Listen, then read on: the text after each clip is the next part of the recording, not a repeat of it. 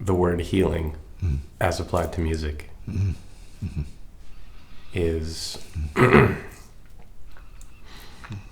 it's very obvious when suddenly the music causes a seemingly radical correction, a mental correction or an emotional correction or a correction. Well, that's what music is for, to modify your karma, your condition. See? So the theory is that classical music then, being, let's say, closely considered, ordinarily considered, it's a music of perfection. From a scientific viewpoint, mathematical viewpoint, certain kind of musical law viewpoint, so we understand that. Sounds correct, so it feels correct. So then they say, because it appears to sound correct, we play it, say, no, this sounds correct, sounds right. And there is some benefit to that at a certain stage of a person's evolution. I'm talking about the correctness of structure. The need for structure, then we need space. Because we're not just ego-conscious beings all the time. We go into unconsciousness. We go into superconsciousness. We sleep, we dream. So we're really completely out of this idea of just concrete, classical, pop, sounds, structured music, so on and so forth. Ordinary, conventional music. It's not true, but it's useful. And for some people, they need the simplicity of those rhythms and pulses to adjust them into some center and security. Because it's a heartbeat, the original heartbeat. So pulse is very important in a musical sense to help people either go crazy or come to sanity. But not absolutely so, but relatively so. Comment. So is the correct pulse one that is... We're talking about two different realities. You have musical pulses, we're talking about the healing pulse, not the same thing. So you can hear certain music, Latin music, African music, South American music, and your body will groove on the sound, the pulses. But that's not what we're talking about. So you can get into that groove, but that's not necessarily healing in the sense that I speak about it. That's grooving, feeling good, grooving. Yeah, there's some healing quality to that because you're feeling good, but that's not what we're talking about. There's no healing there. No real healing there. Relative healing. Comment. So what is this other pulse? This other pulse is what you need to know. That's why you practice. That's why you go into yogic practices and meditation. So you start to define for yourself the real other pulse or real pulses. They don't have to do with music as such. They have to do with the cosmic. We talked about cosmic pulse. I gave you an example of a cosmic pulse before, and you seemed to get it as soon as you heard it. And it may amount to nothing, but it's like a simple.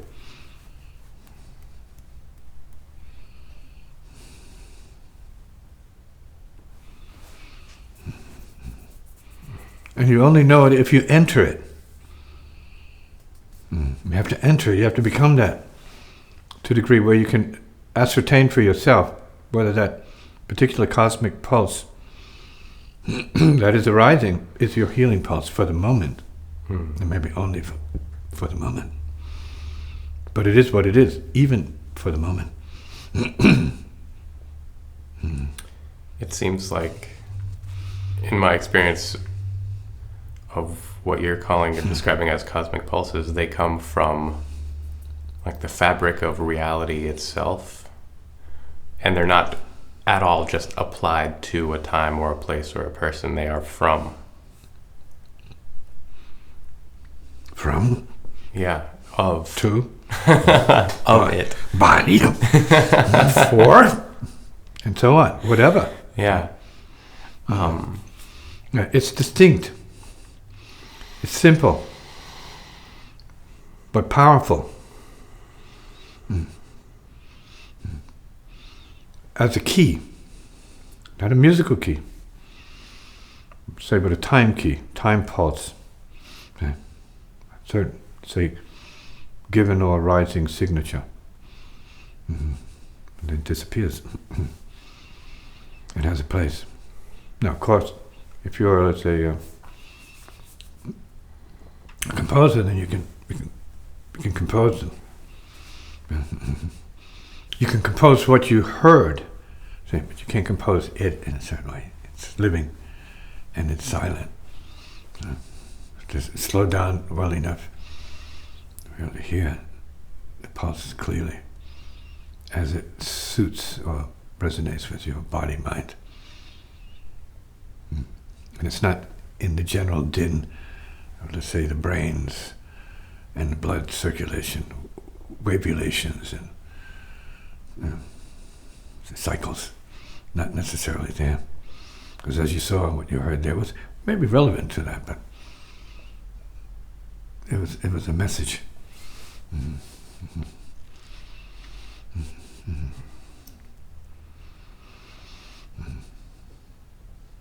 A very direct message.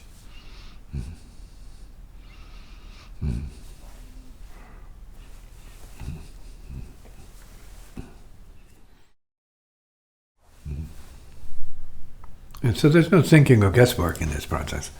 It depends on how quiet you can be. See, to hear the inner sounds, let's call them that for now. See, the subtle vibrations, we're really talking about vibrations, not just drum pulses, but vibrations. See, you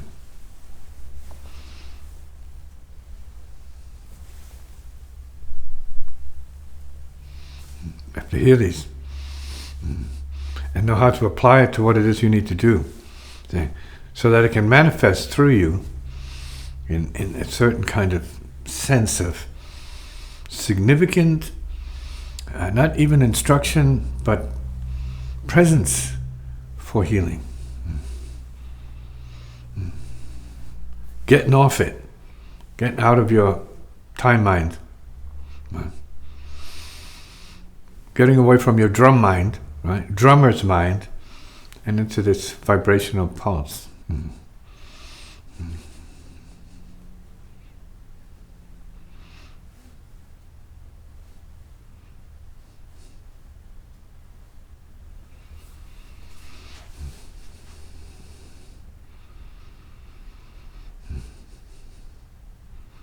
So it requires openness, receptivity, and a feeling of gratitude.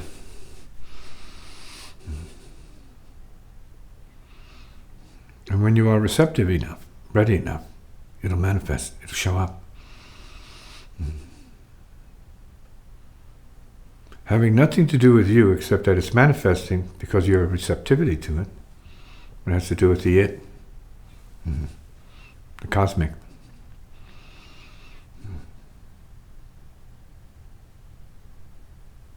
And when you're clear about it and you start to play it, in a sense, you align yourself with it. Start to feel the deepness and the healing and the correctness. We're talking about the correctness, which makes it clearly more about healing than amusement, entertainment, and nonsense. Just drumming to drum. For self-purposes. Memory over memory over memory. Not from the earth up to the heart. I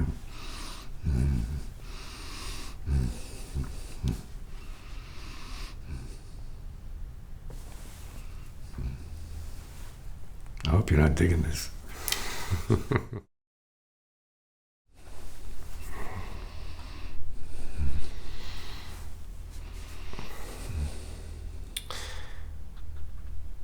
As a drummer, it seems like the primary responsibility is to be with the correct time. That now is time. And the questions... Well, now is not the time. Now is not the time. What I'm talking about is not about now as such.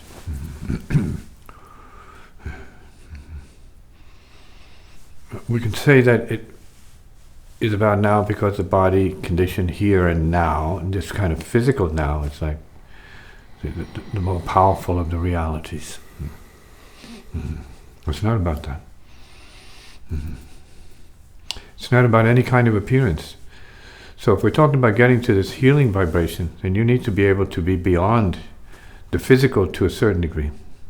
You have to enter, let's say, you have to walk into the stream of silence. Very subtle, super subtle.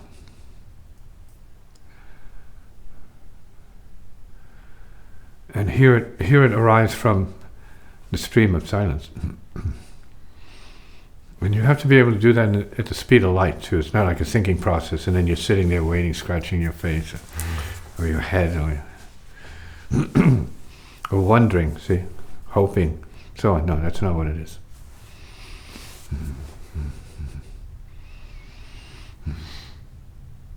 So it becomes a form of deeper meditation. Listening beyond hearing. Into that silence beyond silence. And see what it speaks to you. See what pulse it reveals to you. And so it's not even about time. So I say it's not about now or time. It arises of itself. In the form that it is. In its appearance. So because music in general is practically infinite in terms of our abilities to make sounds and noises and musical this, that, and whatever. It's not about the infinite in that sense. It's not about that kind of possibility. We're talking about the possibility of healing, not the possibility of music. Healing, not the possibility of time. And healing, not the possibility, but healing. Actual healing, not the possibility. The fact.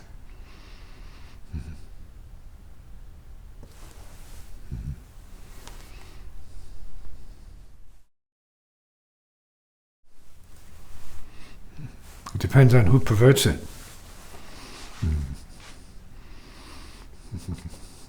How you're self-healing, hearing, it's a bias, a perversion, obstruction. Your expectation is an obstruction to what it is. Your assumption of recognizing it in a certain form or other forms is a perversion of what it is and what it needs to be. So if it's in the realm of silence, what are you doing thinking about it? If not perverting the opportunity you have to recognize it at its own level, which is the point.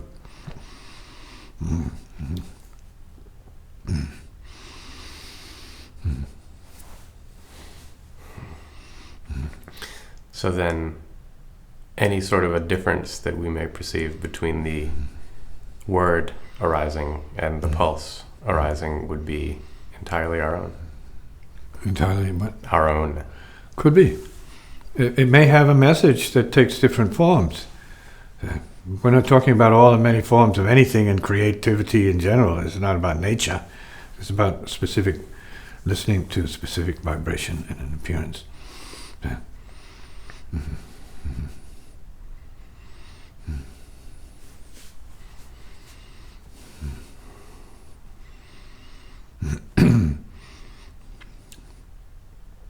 It's like holy word.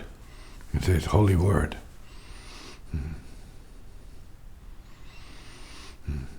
When you hear what is called holy word, you experience peace. When you experience what is like holy sound, you experience peace. So whatever the form is, it has a result, let's say. There's a correspondence, there's a resonance with peace.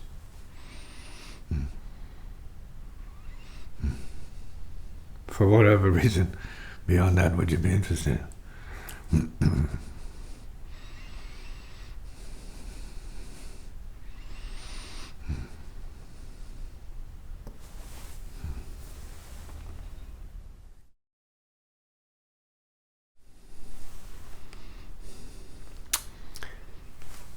Is the reception of or hearing a holy pulse, as you called it, any different than the participation in the, say, the actuation of, the playing of that same pulse? There may be a difference, maybe the same. Depends on who's hearing it at what level. And whether or not that level itself communicates itself to others, which is what happens in native situations. Comes like a homing device of some sort.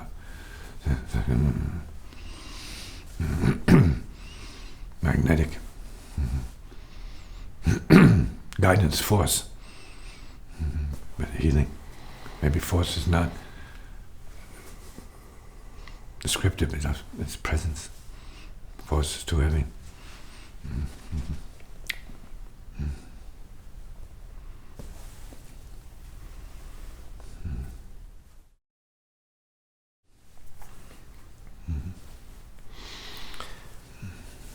Is there anything inherently free about an, say, non-metronomic or irregular pulse?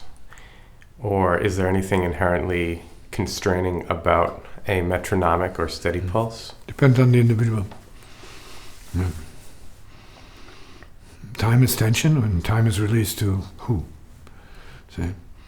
Space is tension, or space is released to... Each person being their own universe, we're talking about all kinds of possibilities here. And then that's here. It's like what you're hearing is physical. Usually it's about physical, very, very limited dimension of, let's say, perception. And then who? Who needs what time? Who needs what space? Who knows enough to know any about that?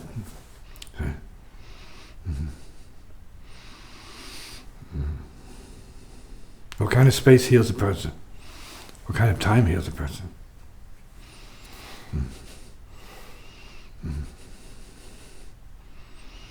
So it's possible in the future people will be diagnosed for what kind of music they should have for their healing.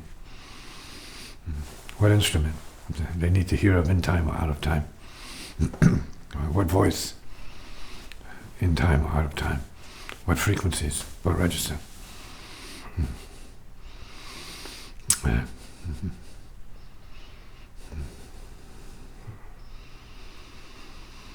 That's why you have to stop.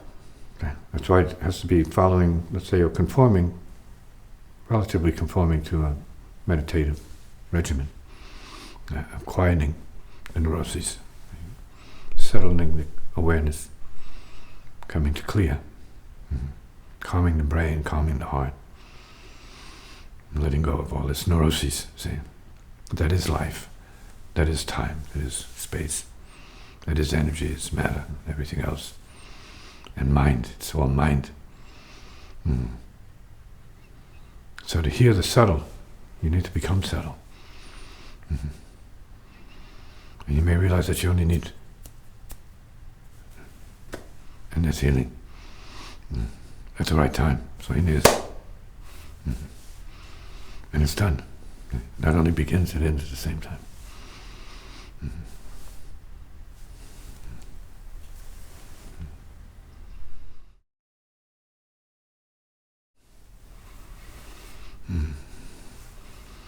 We are as much in drum tones, lower tones, earth tones, as we are in the higher frequency hiss of symbolic presence and resonance. We're the same, just different points in the spectrum. You have bright light, you have darkness. And the symbols are more in tune with what could be called bright light, bright frequencies, brightness to the infinite.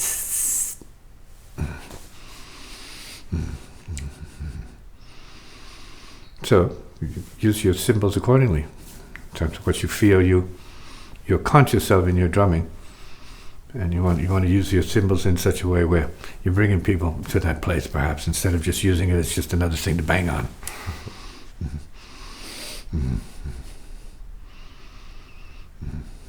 There are all kinds of symbols, so they cover the spectrum of effects.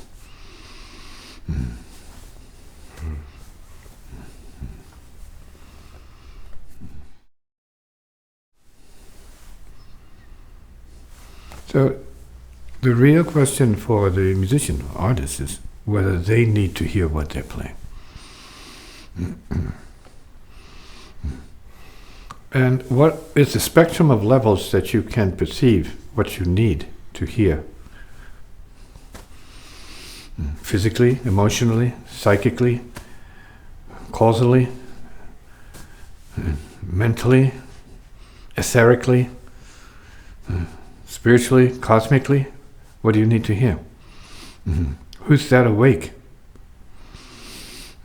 Where they can consider that as a real, say, point of practice for themselves.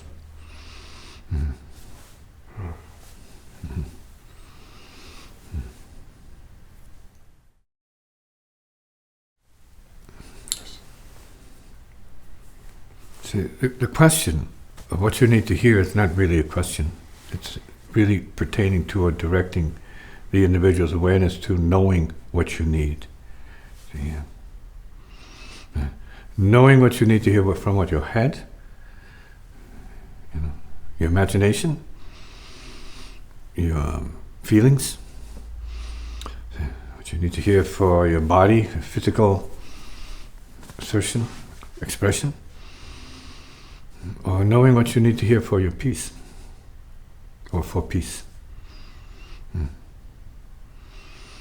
Knowing what you need to hear to serve the transcending of your needs and hearing altogether.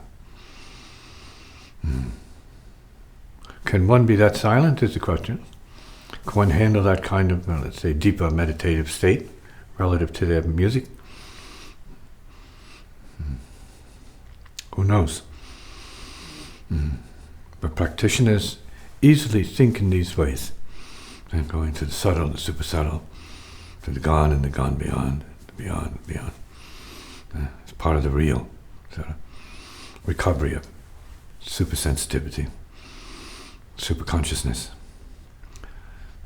super soul consciousness.